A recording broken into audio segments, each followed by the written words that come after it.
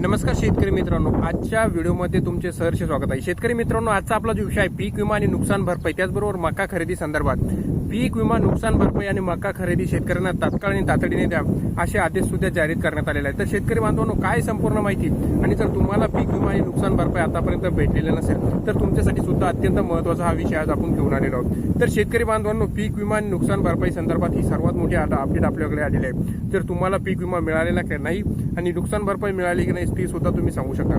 तर शेतकरी बांधवांनो, व्हिडिओला सुरुवात करण्यापूर्वी तुम्ही जर आपल्या चॅनलवर नवीन आला असाल तर चॅनलला लाईक, शेअर आणि सबस्क्राईब करायला विसरू नका।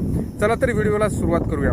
जर आपण बघितलं तर रब्बी हंगामात झालेल्या मान्सूनोत्तर पावसामुळे नुकसान झालेल्या शेतकऱ्यांना अद्याप सुद्धा नुकसान भरपाई मिळालेली नाहीये। जर आपण बघितलं तर रब्बी हंगामात झालेल्या मान्सूनोत्तर पावसामुळे नुकसान झालेल्या शेतकरी बांधवांना अद्याप सुद्धा पीक विमा किंवा नुकसान भरपाईची पैसे मिळाले नाही। तसेच प्रधानमंत्री पीक विमा योजनेअंतर्गत मागील खरीप आणि चालू रब्बी, बघू शकतो मागील खरीप आणि चालू रब्बी हंगामातील विमा दावेही प्रलंबित असल्याचे शेतकऱ्यांचे म्हणणे आहे आणि यामुळे शेतकरी आर्थिक संकटात सुद्धा सापडलेला आहे। याशिवाय मका खरेदी सुद्धा थकीत करण्यात आलेली आहे आणि त्यामुळे आता तातडीने रक्कम शेतकऱ्यांना अदा करावी अशी मागणी शेतकरी संघटनेच्या वतीने करण्यात येत आहे।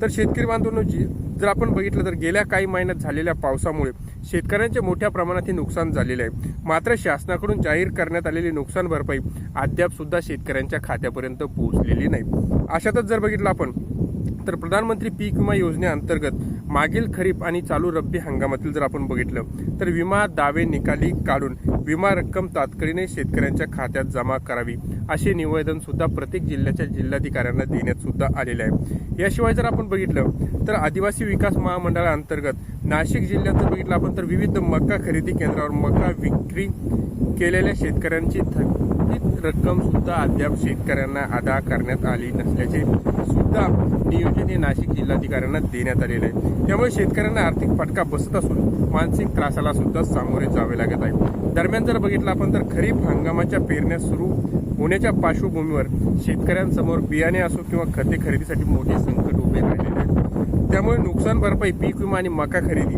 थकीत रक्कम तातडीने वितरित करावी अशी मागणी सुद्धा शेतकरी संघटनेने केलेली आहे। शेतकरी आधीच नैसर्गिक संकटामुळे अडचणीत सुद्धा सापडलेला आहे। जर आपण बघितलं तर तुर्तास पेट्रोल आणि डिझेलच्या तुटवड्यामुळे सुद्धा शेतकऱ्यांच्या ज्या पेरण्या आहेत त्यासाठी जे लागणारं शेतकरी साहित्य म्हणजे ट्रॅक्टर आणि यांना लागणारं पेट्रोल आणि डिझेलचा सुद्धा ही विक्री होत नसल्यामुळे शेतकऱ्यांच्या आधीच जर बघितलं आपण तर कंबरडं मोडेलं आहे। कारण आता जर बघितलं आपण तर खरीप हंगाम हा तोंडावर आलेला आहे, परंतु अद्याप सुद्धा शेतकऱ्यांच्या ज्या बघितलं आपण पेरणीपूर्वक मशागती असतात त्या पूर्ण झालेल्या नाही। ते सुद्धा कशामुळे तर डिझेल न मिळाल्यामुळे शेतकऱ्यांना ट्रॅक्टरने करणारी कामे सध्या तुर्तास थांबलेली आहेत आणि अशाच सुद्धा जर अजून शेतकऱ्यांना जर पीक विमा आणि नुकसान भरपाईची रक्कम देण्यात आलेली नाही, म्हणून शासनाने नुकसान भरपाई आणि पीक विमा आणि मका खरेदी रक्कम तातडीने शेतकऱ्यांच्या खात्यात जमा करावा, अन्यथा तीव्र आंदोलन छेडण्यात येईल असा इशारा शेतकरी संघटनेच्या पदाधिकाऱ्यांनी दिलाय। यावेळी शेतकरी संघटनेत जर आपण बघितलं तर जिल्हाधिकारी अर्जुन बोराटे, जिल्हा सहगायक विवेक सोनवणे, कळवण तालुका अध्यक्ष बाबासाहेब शेवाळे आणि स्वतंत्र भारत पक्षाचे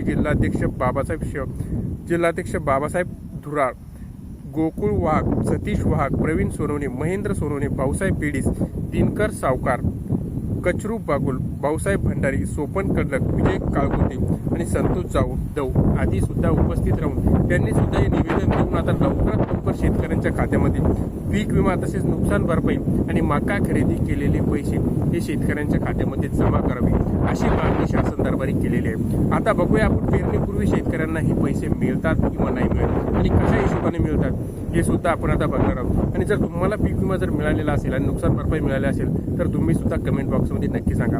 माहिती आवडल्या चॅनलला लाईक, शेअर आणि सबस्क्राईब करायला विसरू नका। धन्यवाद।